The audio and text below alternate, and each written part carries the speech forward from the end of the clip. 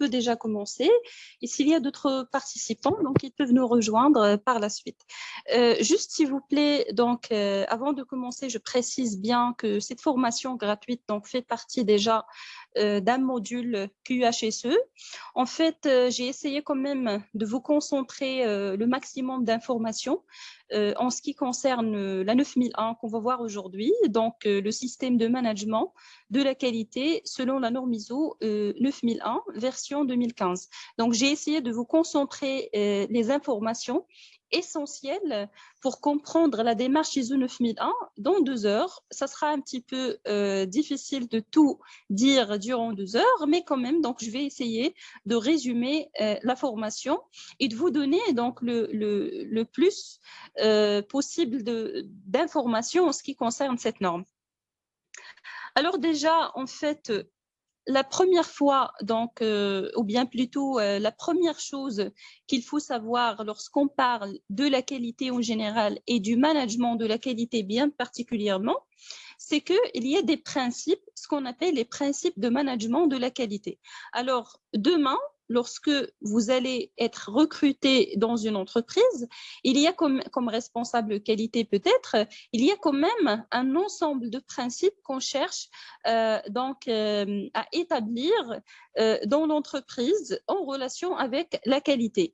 Quand je parle d'un principe, bien sûr, je parle donc à une notion de règle, une théorie, une conviction fondamentale qui va nous aider à créer un certain ordre optimal dans l'entreprise dans le but de garantir que ce soit un produit de qualité, un service de qualité, mais aussi, en plus que ça, un management de la qualité. Ça veut dire une gestion de la qualité. Parce qu'aujourd'hui, on ne parle pas uniquement d'un produit de qualité ou bien d'un service de qualité, mais on parle de tout un fonctionnement au sein de l'organisme, à l'intérieur de l'organisme, qui sera aussi de qualité. Alors là, quand je parle d'organisme, bien sûr, pour les normes ISO en général, quand je dis un organisme, ce n'est pas toujours et ce n'est pas uniquement une entreprise. Ça peut être n'importe quel établissement étatique, privé, public. C'est pourquoi je dis toujours organisme.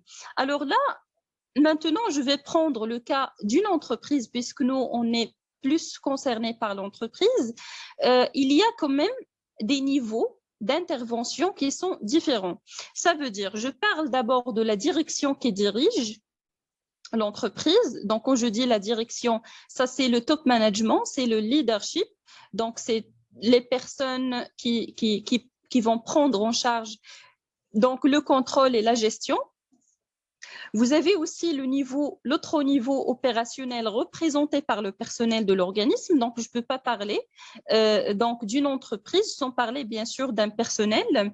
Et puis, vous avez des relations avec le milieu extérieur, les relations avec les parties intéressées internes et les parties intéressées externes. Ça veut dire que la direction, ou bien en fait l'entreprise en général, il va nouer des relations avec d'autres parties intéressées, comme les fournisseurs, comme je peux dire aussi les collaborateurs, parfois la communauté locale, et ainsi de suite. Donc, vous avez la direction, le premier niveau, le plus haut niveau de l'entreprise. Vous avez le niveau opérationnel représenté par le personnel ou bien exécuté par le personnel, et vous avez le milieu extérieur qui est les parties intéressées. Alors là, le rôle de la direction, c'est le fait de prendre les décisions, donc prise de décision au niveau de l'entreprise. Alors là, la première chose qui doit être faite d'une façon qui est de qualité, c'est la prise de décision qualitative. Alors, à travers la norme ISO 9001, on va donc essayer le plus que possible de prendre des décisions d'une façon qui est qualitative. Ça veut dire quoi? Ça veut dire une prise de décision qui se base sur des preuves tangibles et sur des faits réels. Donc, que ce soit la direction, ou bien vous, par exemple, lorsque vous allez avoir le poste de responsable qualité, ou bien le responsable QHSE, ou bien n'importe quel poste de responsabilité, toutes les décisions que vous allez prendre, pour qu'elles soient qualitatives, il faut avoir des données réelles derrière. Ça veut dire qu'il faut avoir des faits tangibles, il faut avoir des preuves, pourquoi pas des documents, donc, qui vont prouver la décision prise par vous au sein de l'organisme. Donc, le premier pilier de la qualité dans l'organisme, c'est déjà la bonne prise de décision.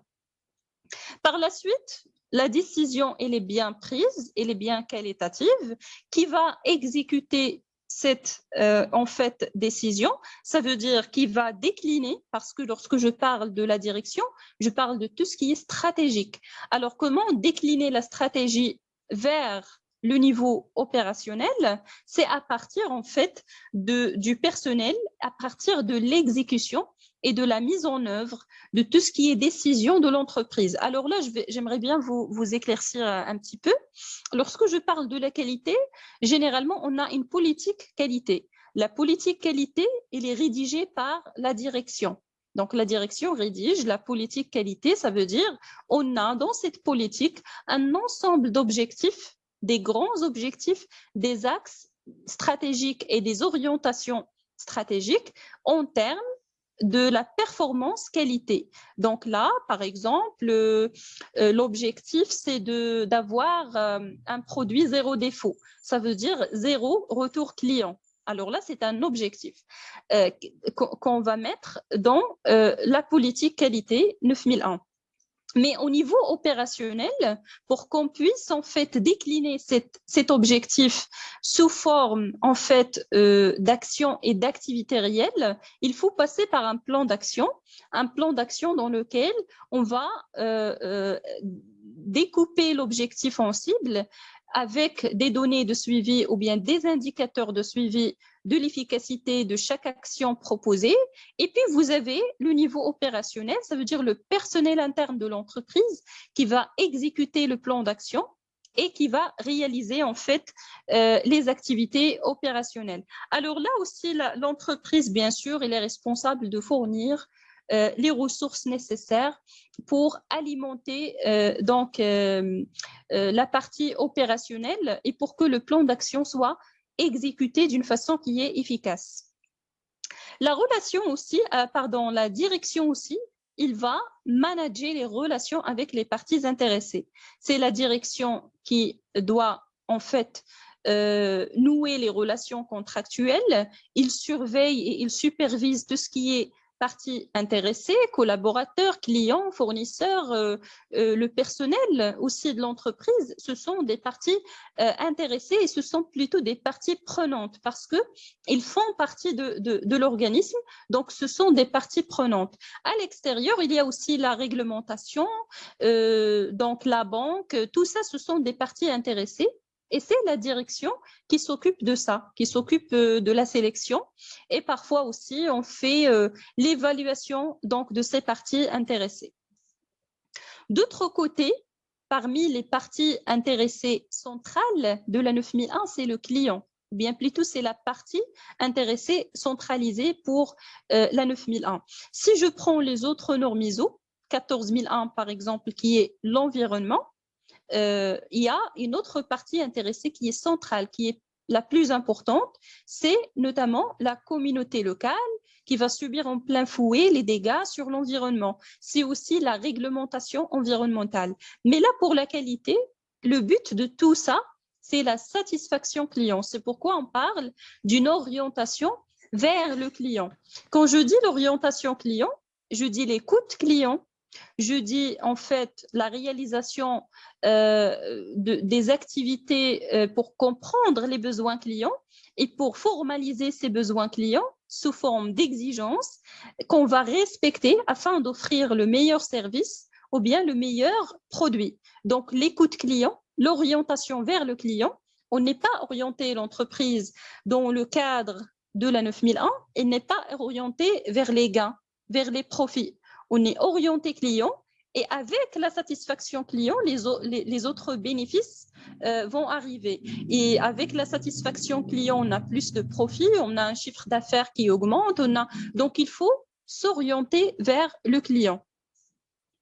Alors, au niveau, en fait, décisionnel, au niveau du top management et de la direction, on parle d'un principe très important qui est la prise de décision fondée sur des preuves. Ça veut dire tout au long de votre démarche qualité, on garde les preuves, on garde les preuves. Et d'ailleurs, la 9001, il s'appuie il s'appuie en fait, il repose sur un système documentaire qui doit être bien maîtrisé. Un système documentaire qui comporte des enregistrements, des procédures, des instructions opératives, mais aussi les enregistrements sont très importants parce qu'ils vont servir comme preuve de prise de décision dans le futur. Je vous donne un exemple. On a fait un audit interne qualité. L'audit interne qualité, il y a un rapport d'audit par la suite. Ce rapport d'audit, il comporte des constatations de l'audit. Quand je dis l'audit, ça veut dire un examen.